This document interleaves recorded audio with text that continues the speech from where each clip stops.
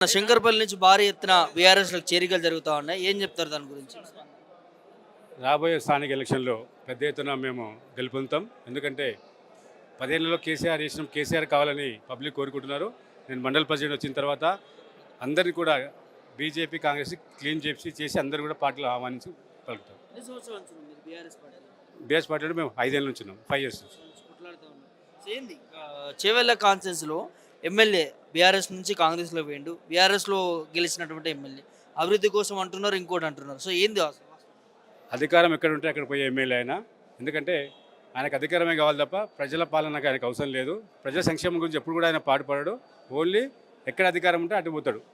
ఇంతకుముందు కూడా కాంగ్రెస్లో గెలిచి బీఆర్ఎస్కి వచ్చిండు. ఇప్పుడు బీఆర్ఎస్ నుంచి కాంగ్రెస్ పోయిండు. సో వాళ్ళు ఎక్కడ అధికారం ఉంటే అటు పోయే ఎమ్మెల్యే. ఏం జరుగుతోంది? నిజంగా డెవలప్మెంట్ ఏం లేదంటారు? ప్రజెంట్ పరిస్థితుల్లో డెవలప్మెంట్ ఎలాంటి లేదు. ఎన్నో 6 గ్యారెంటీలు ఇచ్చింది, ఒక్క గ్యారెంటీ కూడా నెరవేర్చలేదు. ప్రజల సంక్షేమం గురించి పట్టించుకోవడం ఆదులు లేదు. ఏదైనా కమిషన్ల బేసిస్ మీదనే జరుగుతుంది ప్రజెంట్ పరిస్థితుల్లో. 6 గ్యారెంటీలతో పాటు 7వ గ్యారెంటీ కూడా అమలు చేస్తామని రేవంత్ రెడ్డి హామీ ఇచ్చిండు, చెప్పడం జరిగింది. మరి జరుగుతూ ఉన్నాయి రాష్ట్ర వ్యాప్తంగా. ఎట్లా? 6 గ్యారెంటీలు ముందు చేయమండి, 7వ గ్యారెంటీ తర్వాత ఆలోచిద్దాం.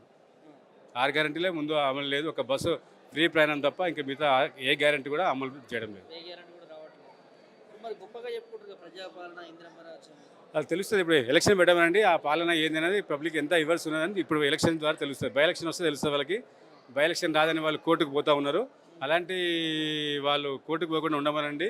ఏదో మన స్థానిక ఎమ్మెల్యే కూడా కొత్తను ఏదో నా ఫోటో వాడుకుని చెప్తున్నారు. ఇలాంటి స్టిక్స్ పాటించి వాళ్ళు ఎలక్షన్ కాకుండా అడ్డుకుంటున్నారు. ఎలక్షన్ అయితే వాళ్ళకే తెలుస్తుంది. సో బై ఎలక్షన్స్ వస్తాయా, అసలు రావా? వస్తే ఎట్లా ఉంటుంది? బై ఎలక్షన్ వస్తాయని కోరుకుంటున్నాము. ఎందుకంటే నార్త్ ఇండియాలో ఒక స్టేట్లో ఆల్రెడీ కోర్టు డిసిషన్ ద్వారా బై ఎలక్షన్ అయినాయి. సో దాని ఆధారంగా మన దగ్గర కూడా బై ఎలక్షన్ అవుతుందని నేను నమ్ముతున్నాను. ఎట్లా ఉంటుంది మరి రేపటి నాడు? కేసీఆర్ ఎవరికి సీట్ ఇచ్చినా 100% విజయం సాధిస్తారు. అంటే ఎందుకు అవ్వాల్సి వస్తా ఉంది? ఎందుకంటే పబ్లిక్ మీద ఉన్న ఈ గవర్నమెంట్ మీద నమ్మకం పోయింది. చేశారని ఎన్నో వాగ్దానాలు చేసిండు, ఒక్క వాగ్దానం కూడా నెరవేర్చలేడు. కేసీఆర్ ఇచ్చినటువంటి వాటర్, కరెంటు ఎప్పుడు కూడా పబ్లిక్ మర్చిపోవద్దు.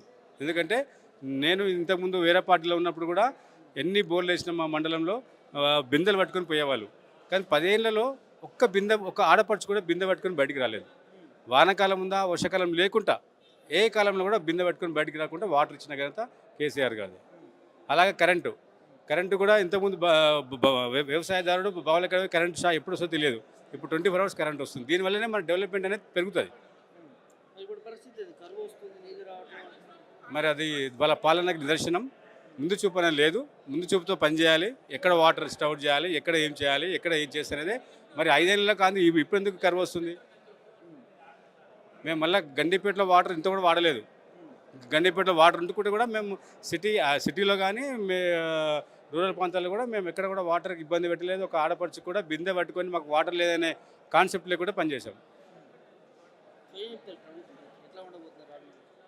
100% పబ్లిక్ ఎప్పుడు ఎలక్షన్ వస్తాయో అరే 4 ఏళ్ళు ఉండాలనే తో ఉన్నారు వాళ్ళు. ఎప్పుడు ఎలక్షన్ వస్తే అప్పుడు ఈ ప్రభుత్వాన్ని పాలించడానికి ఖాయం. బీజేపీ నుంచి బీఆర్ఎస్కి జాయిన్ అయినటువంటి బీఆర్ఎస్ నాయకులు ఉన్నారు చేవెళ్ళ నుంచి. ఒకసారి వారితో మాట్లాడదాం. చెప్పండి అన్న, ఎట్లా చూస్తారు? జాయినింగ్ అయ్యారు బీఆర్ఎస్లో బీజేపీ నుంచి. సో ఎట్లా ఉంది శంకర్పల్లిలో? దేనికోసం బీఆర్ఎస్లో జాయిన్ అయ్యారు? సంక్షేమ పథకాలు ఆయన చేసిన పథకాలు ఆశ అనుకొని వచ్చినాము. పూర్వం బాగా కేసీఆర్ గారు బాగా చేశారు కాబట్టి దానికి వచ్చినాం. కేసీఆర్ పరిపాలన బాగుండే బీఆర్ఎస్ పార్టీ ప్రజల పక్షాన ఉందనుకొని ఇందులోకి వస్తున్నాం. అవునది. ఇప్పుడు ఎట్లుంది కాంగ్రెస్ పార్టీ? ఏం లేదు, ఒక్క కొత్త పని లేదు, ఒకటి ఏది లేదు. పాత పథకాలకి కంటిన్యూ అవుతున్నాయి. 1 రూపాయి పెంచింది లేదు, ఇచ్చింది లేదు. ఇంకా కష్టాలే పడుతున్నారు జనాలు. కష్టాలు పెడుతున్నారు. అయితే ప్రభుత్వం ప్రజాపాలన గొప్పగా చెప్తుంది. ఏ పాలన లేదు. మైకుల పేపర్కే పాలన అయితే ఏం లేదు. ప్రజలలో గ్రామాలలో బూత్ స్థాయి వల్ల కార్యకర్త కూడా వాల్యూ లేదండి. కార్యకర్తలు కూడా వాల్యూ లేదు. కాంగ్రెస్ కార్యకర్తలు ఎందుకు అంత పరిస్థితి? కొత్త పాత అని జాయినింగ్లు చేసుకొని వాళ్ళకి కొట్లాటలు పెట్టి తమాషా చేస్తున్నారు వాళ్ళంతా. అంతే. బీజేపీ స్టాండ్ ఎట్లా ఉందంటే బీజేపీ నుంచి జాతీయ పార్టీ, అది జాతీయ పార్టీకి మోడీ గారికి ఉండి ఓట్లు వేయడం జరిగింది. స్థానికంగా లోకల్ ఏం లేదు, స్టేట్ వైజ్. ఏంది పరిస్థితి మరి ఇప్పుడు? ఇక మన రాష్ట్రం మన ఉండాలని టీఆర్ఎస్ ప్రభుత్వం బీఆర్ఎస్ రావాలని కోరుకుంటున్నాం. కేసీఆర్ పైన చాలా విమర్శలు చేస్తా ఉన్నాడు కదా రేవంత్ రెడ్డి. ఆయన చేసినంత మాత్రం ప్రజలైతే చేయలేదు. ఆయన వ్యక్తిగతంగా చేస్తున్నారు, తెలియదు మనకు. ఏమనుకుంటారు ప్రజలు ఏమనుకుంటారు? ప్రజలు కేసీఆర్ని కోరుకుంటున్నారు. కేసీఆర్ని కోరుకుంటారు. ఎందుకన్నా? ఆయన చేసిన పథకాలన్నీ నచ్చి. చేసిన పథకాలను ఉమ్. కోరుకుంటున్నారు. ఎట్లుంది చేవెళ్ళలో మీ ఎమ్మెల్యే కాలే మా యాదవ్? ఎమ్మెల్యేని మేము వాళ్ళు టీఆర్ఎస్ ప్రభుత్వం నుంచి గెలిపించారు. ఆయన ఓటర్స్ అందరి మోసం చేసి పార్టీ మారిండు ఆ. చెప్పకూడదు. అభివృద్ధి కోసం మారినాడు. అభివృద్ధి ఏముంది ఆయన? టీఆర్ఎస్ ప్రభుత్వం అభివృద్ధి ఉంది. ఆయన ఇంతకుముందు 5 ఏళ్ళు టీఆర్ఎస్లో చేసిండు కాబట్టి అప్పుడు చేసిన అభివృద్ధి, తర్వాత ఏం లేదు ఇక. ఇప్పుడు 1 ఇయర్ నుంచి ఏం లేదు. ఏం లేదు. ఏమనుకుంటారు జనాలు మరి కాలే యాదవ్ గురించి? కాలేదే ఏమంటారు ఇక అనరిగా ఓటుతో చూపిస్తారు. ఇప్పుడు గ్రామ పంచాయతీ ఎలక్షన్, ఎంపీటీసీ, జడ్పీటీసీ అప్పుడు చూపిస్తారు. ఇప్పుడు ఏమన్నా నోటుతో చెప్పారు, ఓటుతో సమాధానం చెప్పడానికి రెడీ ఉంది. సో ఒకవైపు రేవంత్ రెడ్డి బీఆర్ఎస్ పార్టీ కథం అయిపోతుందని అంటున్నారు.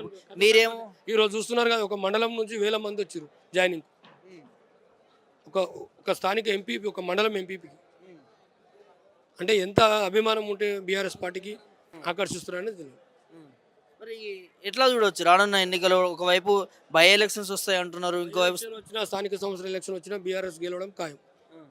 గ్రామ స్థాయి నుంచి, వార్డు మెంబర్ నుంచి జడ్పీటీసీ దాకా మాదైతే 100% కారు గుర్తు గెలుస్తుంది. కారు గుర్తు గెలుస్తుంది.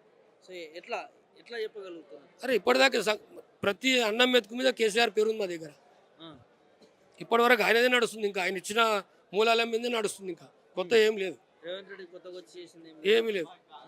మరి 6 గ్యారెంటీల విషయంలో గ్యారంటీలు లేవు, ఏమి లేవు. ఉన్న బిల్డింగ్లకు 3 పార్టీలు గుంజుతున్నాం, కలర్ రుది చేస్తున్నాం అంటారు అంతవరకు. అంతే. మరి ఏదో సవాల్ విసురుతున్నారు కదా స్థానిక సంస్థ ఎన్నికల సంబంధించి. రమ్మన్ ఓటర్స్ చెప్తారు బుద్ధి. ఓటర్ల బుద్ధి చెప్తారు. ఎట్లా ఎట్లా అనిపిస్తుంది ఇవేవి చూస్తే? ఇంకా కేసీఆర్ బయటికి రాలేదు, అప్పుడే చేరికలు జరుగుతూ ఉంది. దేవుడు బయటికి కనిపిస్తాడా? దేవుడున్నా దేవుడే, ప్రజలలో ఉన్న ఇంట్లో దేవుడే, ఎక్కడున్నా దేవుడు దేవుడే. అంతే అంటారు. కేసీఆర్ బయటకు వస్తే ఎట్లా ఉంటుంది? కేసీఆర్ బయటకు వస్తే ఇప్పుడు ఒక మండలం ఎట్లుందో అప్పుడు రాష్ట్రం అంతా ఇంతకన్నా డబుల్ ఉంటుంది. ఇంతకంటే డబుల్ ఉంటుంది. మార్పు మార్పు అంటే ఇంకో మార్పు ఏం లేదు. కేసీఆర్ రావడమే మార్పు. మాకు కేసీఆర్ రావడం ఇంకో మార్పు. మార్పు అంతే అంతే, వేరేం లేదు.